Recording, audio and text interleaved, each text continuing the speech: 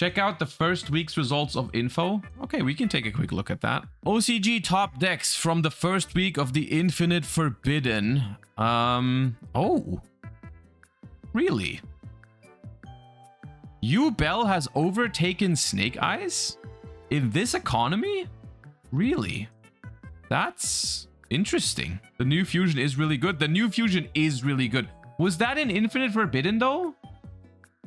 It's a very low sample size, I think. I'm potentially, right? There's like, what is this? A couple tournaments here.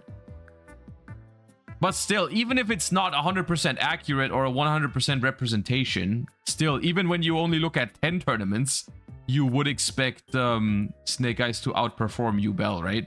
Theoretically. With how strong Snake Eyes still are. Fiend Smith was in Infinite Forbidden. It was. Let's see if there is a... Let's look at a Yubel list.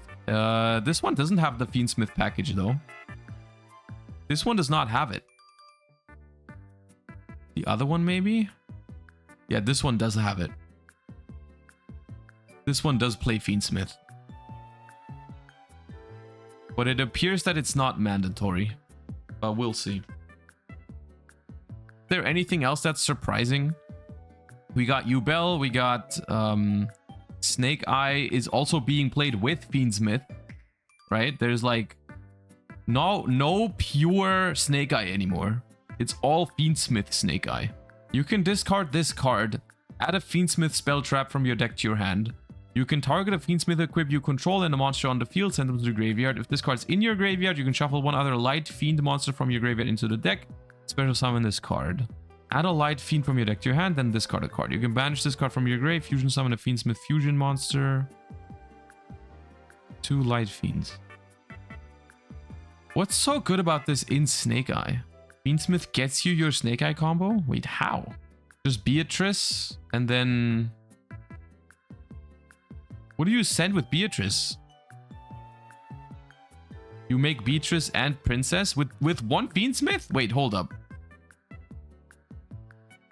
So, Fiend Smith adds this. This adds Lurie. Then you discard Lurie, right? Lurie returns. And then you link it off into Linkuriboh, and then you bring this back by shuffling back the Fabled Lurie. Then you make Requiem. Oh no, you can just make that with the Lurie. You don't make Linkuriboh, you just make this. Tribute this card. Okay. Yeah. I see. Okay. So it's a 1-card Beatrice. It's a 1-card Beatrice with... But you have to draw the Fiend Smith, right? This one doesn't do a 1-card Beatrice. Does it? If I draw this instantly, I'm lacking the Fiend Smith in the graveyard, right? Because if I just hard draw this, I activate it, I grab Lurie, I discard Lurie, I make this. I can get 1 level 6 that can summon itself back later. It's still not terrible. It's still good link material. But it's not as good as if I draw this. And then obviously drawing Lurie is pretty bad. I guess you send it for Diabell Star. Worst case. Well, okay.